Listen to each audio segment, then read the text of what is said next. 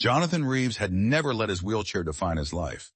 Since the car accident that paralyzed him from the waist down more than a decade ago, he and his wife, Caroline, had faced life's challenges with resilience. They had climbed mountains of adversity together, figuratively speaking, and now, on the eve of their 40th wedding anniversary, they were finally ready to fly across the Atlantic to celebrate in Rome. The airline they chose was NorJet Airways, a relatively new but rapidly growing international carrier. Known for its sleek branding and affordable fares, NorJet promised top-tier service, including specialized support for passengers with disabilities. For the Reeves, that assurance was crucial. In the weeks leading up to the trip, Carolyn had called NorJet 3 times to confirm one thing, that a special aisle wheelchair, the slim, maneuverable kind designed to navigate the narrow aisles of a plane, would be available. Each time, the answer was the same. Absolutely, ma'am. We've made a note on the booking. The aisle wheelchair will be waiting at the gate. Jonathan's smile had widened when Caroline told him. Then Rome, here we come, he had said. Departure day. On the morning of the flight, everything went smoothly. The airline staff at the Chicago O'Hare terminal was helpful, even cheerful. Jonathan was transferred from his personal wheelchair into a gate wheelchair. At the gate for flight NJ804, they were greeted by a friendly ground agent who double-checked their boarding passes and reconfirmed that assistance was on the way. But as they waited to board, Caroline noticed something odd. No aisle chair in sight. She flagged down a nearby staff member. Excuse me, has the aisle wheelchair arrived yet? The woman hesitated, then whispered into her radio. A brief, silent exchange. Then, it should be here soon. They waited. Boarding began. Still no wheelchair. Then a supervisor approached them, a slightly forced smile on his face. I'm very sorry, Mr. and Mrs. Reeves, he said. Our cabin wheelchair is currently undergoing maintenance and unfortunately wasn't replaced in time. We can help Mr. Reeves board with some manual assistance from the staff. Caroline's eyes widened. He can't be lifted like luggage. He needs a proper chair. Jonathan, still composed, said quietly, What are the options? There was a pause. Then came the words that would haunt them for days to come. The only other option is, if you're comfortable, sir, you could slide down the aisle to your seat. The fall of dignity. Jonathan didn't respond at first. The silence grew heavy. Other passengers nearby started to turn their heads. Caroline clutched her husband's hand. This can't be real. But it was. After minutes of hushed chaos, Jonathan made a decision. I don't want to delay the flight, he murmured. With his arms, he began to lower himself to the floor. Caroline gasped, No, John, please. But he had already started pulling himself down the narrow carpeted aisle, dragging his legs behind him with grim determination. Flight attendants stood frozen. A few passengers looked away in awkward silence. One woman covered her mouth in disbelief. Caroline took out her phone and began filming. A shocking image. For the rest of the boarding process, Jonathan lay near row 19 on the floor, unable to lift himself onto the seat without assistance. He stayed there on a thin airline blanket, placed hastily beneath him, waiting for a takeoff. Caroline's voice trembled as she narrated on her phone's live stream. This is my husband. He is a human being. NorJet told us they would be ready, and now he is on the floor. The comments started flooding in. People around the world watched the video in disbelief. The cabin lights dimmed as flight NJ804 took off from Chicago O'Hare. Most passengers were settling into their seats, fluffing pillows and adjusting entertainment screens. But for Jonathan Reeves, the journey was just beginning, in the most degrading way imaginable. Still lying in the narrow aisle, wedged between row 19 and 20, Jonathan was offered a flimsy airline blanket to lie on, and a thin pillow hastily placed beneath his chest. The carpet pressed against his elbows, already leaving red marks. Despite the discomfort, he kept quiet, refusing to show weakness. Caroline, sitting beside the aisle, leaned over and whispered, You don't have to do this, John. But Jonathan, ever calm, replied, We came this far. Let's just make it to Rome. Silent disbelief. Passengers who walked by were visibly shaken. A young man muttered, Unbelievable, under his breath. A mother with 2 children shielded their eyes as if Jonathan's presence were a grotesque anomaly rather than a human being robbed of dignity. A flight attendant offered a bottle of water and an awkward smile. "Let us know if you need anything," she said, kneeling beside him for just a moment, before quickly moving on without waiting for a reply. Caroline was seething. She kept the camera rolling, documenting each second of the neglect. The live stream that changed everything. About an hour into the flight, Caroline uploaded the video to TikTok with the caption, "My husband is paralyzed. NorJet Airways made him crawl onto the plane. He's been lying in the aisle for over an hour. This is not okay." Within minutes, the video started gaining traction. By the time they passed over the Atlantic, it had reached 100,000 views. People were furious. Some comments read, "This is abuse. Fire the CEO. I will never fly NorJet." News outlets began picking up the story mid-flight. The hashtag #HasteJustice for Jonathan started trending on X, formerly Twitter. NorJet's social media pages were flooded with angry messages demanding an explanation. Caroline, teary-eyed, continued to update the live stream throughout the flight. They said the aisle wheelchair was being repaired. But how do you launch an international flight without backup? This isn't a delay issue. This is a human rights issue, not the in-flight reality. For nearly 10 hours, Jonathan endured the flight from the floor. Flight attendants offered snacks, but no one tried to help him into a seat. One attendant offered to have 2 male passengers lift him, but Caroline refused. "He's not a suitcase," she snapped. When turbulence hit, Jonathan braced himself with his elbows. The wheels of the drink cart passed dangerously close to his fingers. The lights above flickered, and every time someone got up to use the restroom, they had to step over or around him. He didn't sleep. He couldn't. Touchdown, but no relief. As the plane began its descent into Rome, Caroline leaned over and whispered, "We're almost there." Her voice was tired, her eyes bloodshot. A fellow passenger passed them a note before disembarking. "I'm so sorry you had to go through it, Contours. Were you this? I'm a lawyer. Reach out if you want to sue." When the aircraft finally stopped at the gate, there was still no wheelchair waiting. Instead, 2 baggage handlers entered the plane, confused, unsure of what to do. One of them radioed a supervisor. Another brought a flimsy airport wheelchair meant for terminal use. Jonathan was finally lifted, awkwardly, painfully, into the chair. His legs dangled, unsupported. The seat straps were missing. Caroline filmed everything. She didn't say a word. Her face said enough. As the wheels of flight NJ804 touched down on the tarmac in Rome, the cabin filled with the usual symphony of landing. Seatbelt clicks, overhead compartments creaking open, and the muffled chatter of weary travelers ready to disembark. But for Jonathan Reeves, there was no sense of relief. Still crumpled from hours of lying on the floor, his joints ached, and his back screamed from the strain. His skin had red pressure marks where the carpet had pressed into him. A flight attendant passed by with an empty look, as if hoping he might somehow disappear now that the plane had landed. It was Caroline who helped him sit up, though the movement made him wince. "I'm so sorry, John," she whispered. He didn't reply, not out of anger, but out of a profound exhaustion that went far beyond the physical, the gate of shame. Once the aircraft doors opened, 2 ground staff arrived. One was a baggage handler with no medical training. The other held a generic airport wheelchair that had no lateral support and no seatbelt. It was not suitable for someone with paralysis. Caroline's phone was still rolling. She asked one of them, "Is this what you use for disabled passengers?" The man shrugged. "This is all they gave us." It took 4 people in 2 failed attempts to lift Jonathan into the chair. Each time he flinched in pain. His feet dragged on the floor. He looked like luggage, not a person. Passengers passing by stopped to film, their expressions horrified. A child asked her father, "Why is that man on the floor?" The father had no answer. Media firestorm. By the time Jonathan and Caroline made it to baggage claim, their video had gone viral.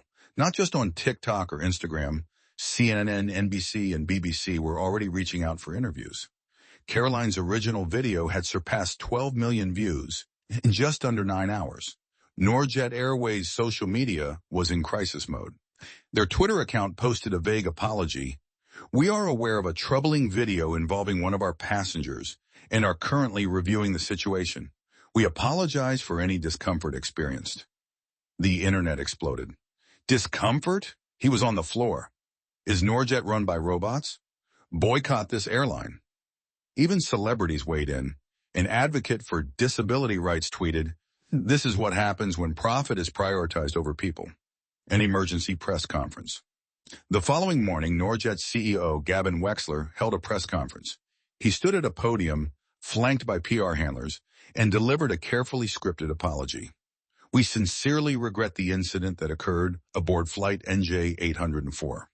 It was never our intention to make any passenger feel unsafe or disrespected." But when asked directly if there would be policy changes, Gavin hesitated. That's when Caroline, who had just landed back in the U.S. on a connecting flight, live-streamed her reaction. They didn't intend for it to happen? No, they just didn't care enough to prevent it. Her words struck a nerve. That clip alone amassed over 5 million additional views. A legal reckoning. Within 72 hours, a class action lawsuit had been filed. Jonathan Reeves became the face of a national movement. Equal access above the clouds. His case was taken up pro bono by a prominent civil rights attorney who said in a televised statement, "Mr. Reeves is not just fighting for himself. He's fighting for every disabled person who has ever felt invisible on a plane."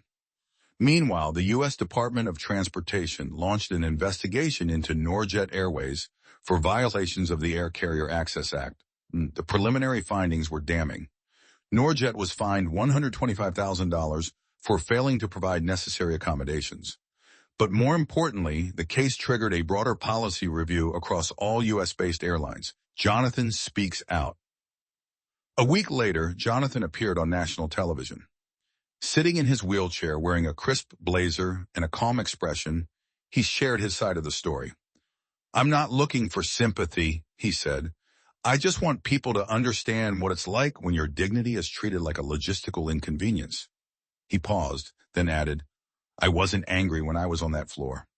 I was numb. But what hurt most was realizing no one had planned for someone like me to exist on that plane." The studio audience was silent.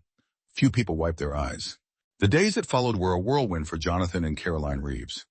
What began as a painful memory confined to a flight had now become a national conversation. Talk shows, podcasts, and opinion pieces were exploding with one theme. What happened to Jonathan Reeves should never happen again. But for Jonathan, the sudden flood of attention was overwhelming. He had never asked to be a symbol. He didn't crave the spotlight, yet the injustice he endured was too loud to ignore, and so was the voice of millions who had now stood up beside him. A letter that shook the industry. One morning, just a week after the incident, Jonathan received a letter in the mail.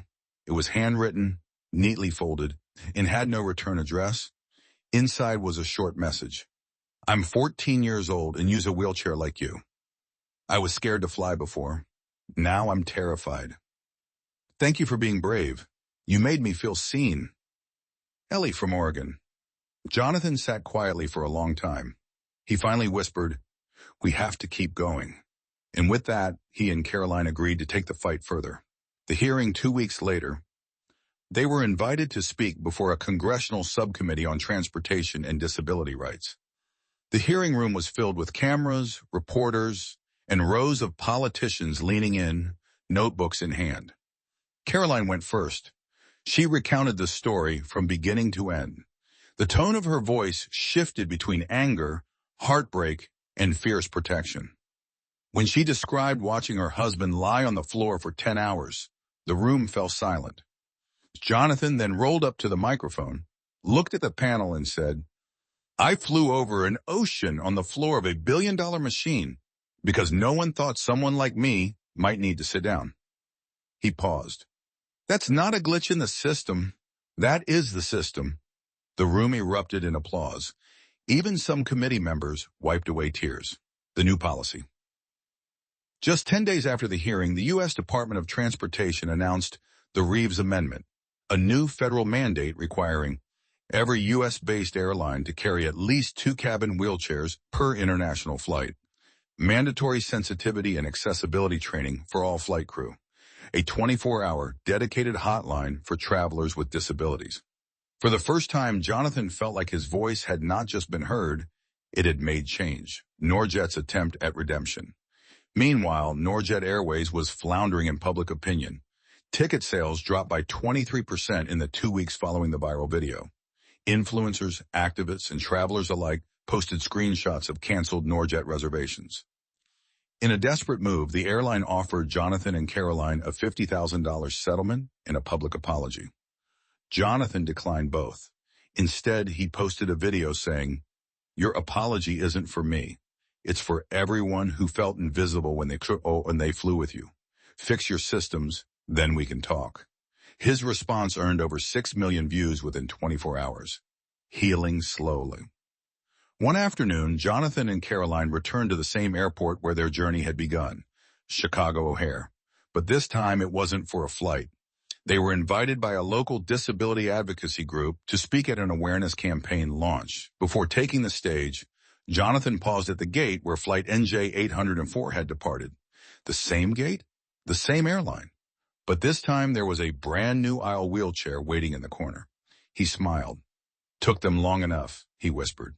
Closing the wound. In an interview with a major network, the reporter asked, "Do you forgive them?" Jonathan looked out the window for a long time before answering. "I forgive the individuals, the flight attendants, the crew. They were unprepared, not evil. But I don't forgive the culture that allowed it. That part still needs fixing." 6 months after the flight that changed his life, Jonathan Reeves found himself standing at the center of a national stage. Not as a victim, but as a voice. Invitations poured in from universities, nonprofits, even corporate leadership seminars.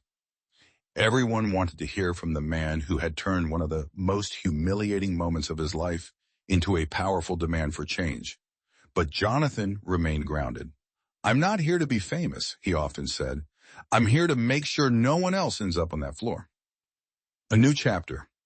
NorJet Airways, once praised for its sleek branding and affordability, had undergone a complete transformation. Following the public outcry and the introduction of the Reeves Amendment, the company began rolling out major changes. All international and domestic flights were now equipped with at least 2 aisle wheelchairs. Flight crew underwent quarterly disability awareness training. A new internal department called NorJet Care was launched, staffed with accessibility coordinators available 24/7. Though many saw these actions as too little, too late, for Jonathan, it was a start. "It's not about bringing NorJet down," he explained during an interview.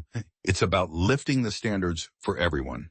An unexpected reunion one afternoon, while speaking at an accessibility conference in Washington, D.C., Jonathan noticed a familiar face in the crowd. It was Emily Watson, one of the flight attendants from NJ804. She approached him after the session, nervous and emotional. "Mr. Reeves," she said quietly, "I've thought about that day every single week since it happened. I wanted to help, but we didn't have the training, the tools, or even permission to intervene." Jonathan nodded. "I don't blame the crew, Emily. I blame the system that failed all of us, including you." Tears welled in her eyes. "I just wanted you to know I'm now part of the new training team. Because of you." They shook hands. For both, it was a moment of closure. The letter that meant everything. A few weeks later, Jonathan received another letter in the mail. This one had a return address. It was from Ellie, the 14-year-old girl in Oregon who had written to him months earlier. This time her letter said, "Guess what? I flew for the first time last week. I was scared, but there was a wheelchair waiting for me at the gate. The flight attendant called me by my name. And when I rolled down the aisle, people smiled instead of stared. I think it's because of you."